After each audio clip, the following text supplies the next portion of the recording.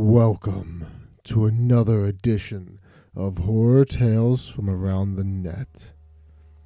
Tonight's episode, Pokemon Black. I'm what you could call a collector of bootleg Pokemon games. Pokemon Diamond and Jade, Chaos Black, etc. It's amazing the frequency with which you can find them at pawn shops, Goodwill, flea markets, and such. They're generally fun, even if they are unplayable, which they often are. The mistranslations and poor quality make them unintentionally humorous. I've been able to find most of the ones that I've played online, but there's one that I haven't seen any mention of. I bought it at a flea market about 5 years ago.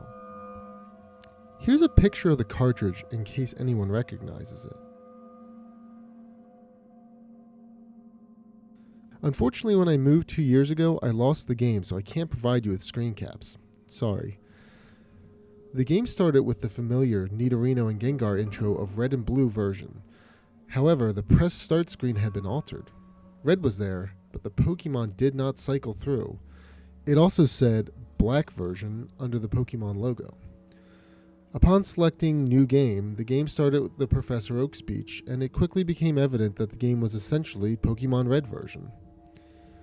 After selecting your starter, if you looked at your Pokemon, you had, in addition to Bulbasaur, Charmander, or Squirtle, another Pokemon, Ghost. Pokemon was level 1. It had the sprite of the ghosts that are encountered in Lavender Town before obtaining the Sliff scope. It had one attack, Curse. I know there was a real move named Curse, but the attack did not exist in Generation 1, so it appears it was hacked in. Defending Pokemon were unable to attack Ghost. It would only say that they were too scared to move. When the move Curse was used in battle, the screen would cut to black. The cry of the defending Pokemon would be heard, but it was distorted, played at a much lower pitch than normal. The battle screen would then reappear and the defending Pokemon would be gone. If used in battle against a trainer, when the Pokeballs representing their Pokemon would appear in the corner, they would have one fewer Pokeball. The implication was that the Pokemon died. What's even stranger is that after defeating a trainer and seeing Red receive $200 for winning, the battle commands would appear again. If you selected Run, the battle would end as it normally does. You could also select Curse. If you did, upon returning to the overworld, the trainer sprite would be gone. After leaving and re-entering the area, the spot the trainer had been would be replaced with a tombstone like the ones in Lavender Town. The move Curse was not usable in all instances. It would fail against ghost Pokemon. It would also fail if it was used against trainers that you would have to face again, such as your rival or Giovanni. It was usable in your final battle against them, however.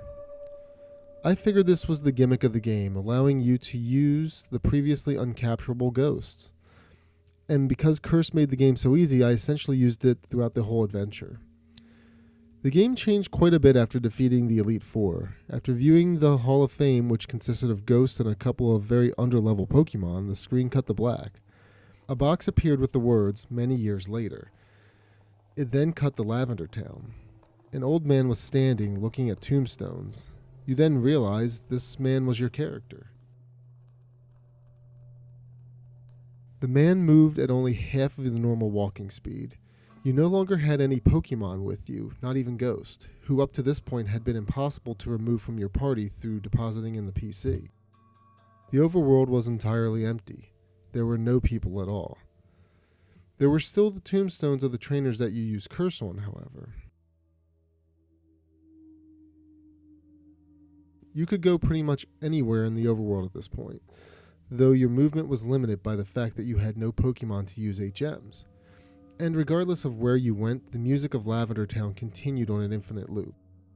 After wandering a while, I found that if you go through Diglett's cave, one of the cuttable bushes that normally blocks the path on the other side is no longer there, allowing you to advance and return to Pallet Town. Upon entering your house and going to the exact tile where you start the game, the screen would cut to black. Then a sprite of Caterpie appeared. It was replaced by a Weedle and then a Pidgey. I soon realized as the Pokemon progressed from Rattata to Blastoise that these were all the Pokemon that I had used Curse on. After the end of my rival's team, a youngster appeared, and then a bug catcher. These were the trainers I had cursed. Throughout the sequence, the Lavender Town music was playing, but it was slowly decreasing in pitch. By the time your rival appeared on the screen, it was little more than a demonic rumble. Another cut to black. A few moments later, the battle screen suddenly appeared.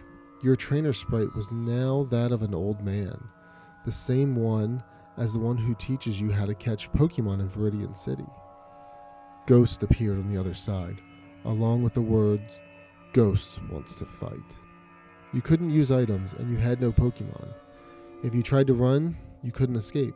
The only option was fight. Using fight would immediately cause you to use struggle, which didn't affect ghosts, but did chip off a bit of your own HP. When it was Ghost's turn to attack, it would simply say ...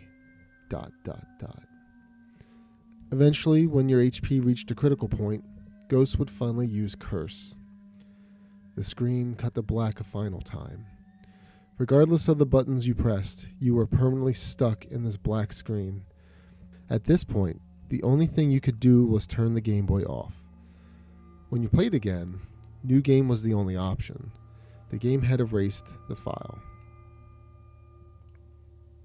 I played through this hack game many times, and every time the game ended with this sequence. Several times I didn't use Ghost at all, though he was impossible to remove from the party. In these cases, it did not show any Pokemon or trainers and simply cut to the climactic battle with Ghost.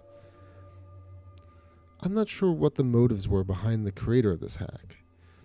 It wasn't widely distributed, so it was presumably not for monetary gain. It was very well done for a bootleg. It seems he was trying to convey a message, though it seems I am the sole receiver of this message. I'm not entirely sure what it was, the inevitability of death, the pointlessness of it.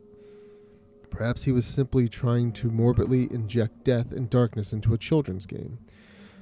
Regardless, this children's game has made me think, and it has made me cry. The end.